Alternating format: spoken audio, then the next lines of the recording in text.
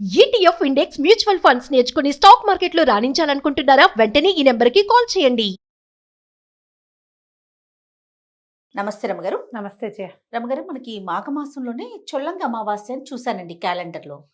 సహజంగా మనం ఎప్పుడు ఇంతవరకు మాట్లాడుకోలేదు. అందరూ చేస్తారా అని ఒక అనుమానం కూడా వచ్చింది నాకు.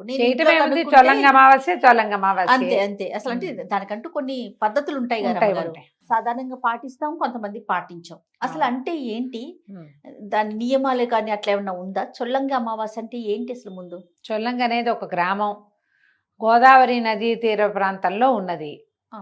అక్కడ అందరూ చేసేవాళ్ళని దాని మీద ఆ పేరు మీద ఇది వచ్చిందని అంటారు. మరి అవునో కాదో తెలియదు. మౌని అమావాస్య అంటారు ఈ రోజుని. ఈ చొల్లంగి అమావాస్య అంటే మాఘమాసంలో కాదు, మాఘమాస ప్రారంభానికి ముందు వచ్చే అమావాస్యని చొల్లంగి అమావాస్య అంటారు. ఈ అమావాస్య వచ్చిన మరుసటి రోజు నుంచి మాఘమాసం ప్రారంభం అవుతుంది. పుష్యబహుళ అమావాస్య అని కూడా అంటారా? ఇదే అది పుష్యమాసంలోనే ఉంది అది. అయితే ఈ చొల్లంగి అమావాస్యని ఏ అమావాస్య అయినా జయ తర్పణాలు విడవటం, నదీ స్నానము లేదా సముద్ర స్నానం చేయటం, కొన్ని దానాలు ఇవ్వటం, అంటే వెదర్ని బట్టి, వాతావరణాన్ని బట్టి, సీజన్ ఋతువుని బట్టి కొన్ని దానాలు ఇవ్వటం విశేషంగా చేస్తారు. చొల్లంగి అమావాస్యకి నువ్వులు దానం చేయటం విశేషం. ఉసిరికాయలు దానం చేస్తారు. అవునండి. తర్వాత దుప్పట్లు అలాంటివి దానం చేస్తారు. అవకాశం ఉంటే చేసుకోవచ్చు. ఈ చొల్లంగి అమావాస్య విశేషంగా ఎక్కడ జరుపుతారంటే మన తిరువళ్ళూరు వీరరాఘవ స్వామి వారి దేవస్థానం ఉంది. ఇది తమిళనాడు బార్డర్లు అలా అనుకో. మనకి తిరుమల నుంచి తిరువళ్ళూరు వెళ్ళొచ్చు. లాస్ట్ టైం మేము వెళ్ళామని చెప్పే కానీ వైద్య వీరరాఘవ స్వామి ఉంటాడు అక్కడ. వీరరాఘవ స్వామికి తల కింద మందుల సంచి పెట్టుకుని పడుకుని ఉన్నట్టుగా కనపడతాడు.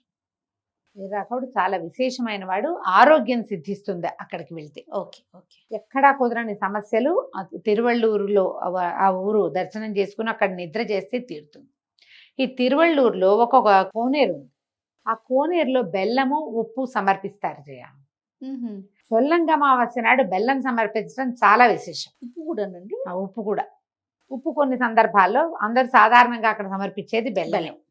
ఇప్పుడు మనం అక్కడికి వెళ్ళలేము. మనం ఆ చొల్లంగి అమావాస్య నాడు మగవాళ్ళ తర్పణాలు విడిస్తే స్త్రీలు పిల్లలు ఒక బకెట్ తోటి కానీ ఒక పాత్రతోటి కానీ నీళ్లు పెట్టి దానికి ప్రదక్షిణ చేసి అందులో బెల్లం వేస్తారు. ఓకే. ఆ నీటిలో బెల్లం వేస్తే కనుక ఆరోగ్యానికి మంచిది. అనారోగ్యాలు తగ్గి ఆరోగ్యం సిద్ధిస్తుందని ఒక విధానం చెప్పబడుతుంది. చొల్లంగి అమావాస్య నాడు వీరరాఘవ స్వామి దర్శనం చేయడానికి మన ఆంధ్ర తెలుగు ప్రాంతాల వాళ్ళంతా వెళ్తారు. మనకు తెలియదు చూడు. అవునండి కదా.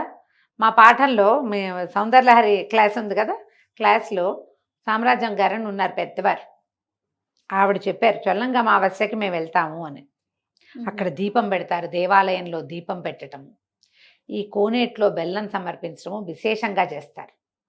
ఆ తర్వాత నేను గుంటూరు వాళ్ళు, మా అక్కయ్య గారు అమ్మాయి గుంటూరులో ఉంటుంది, తను చెప్పిందనమాట ఇట్లా బెల్లం సమర్పిస్తామని. అంతకుముందు నేను 4-5 దగ్గర విన్నాను ఈ మాట, బెల్లం ఇవ్వటం అనేది. బెల్లం నీటిలో బెల్లం వేస్తారు అని.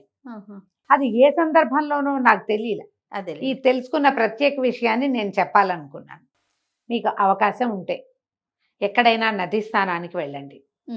నదికి తీరాన ఉన్నటువంటి విష్ణు క్షేత్రం ఏదైనా శ్రీ వైష్ణవ క్షేత్రం ఉంటే అక్కడికి వెళ్ళండి. విష్ణువాలయం ఉంటే అది విశేషం. ఎక్కడైనా కోనేరు కొలను ఉంటే చిన్న బెల్లం గడ్డైనా అక్కడ సమర్పించండి.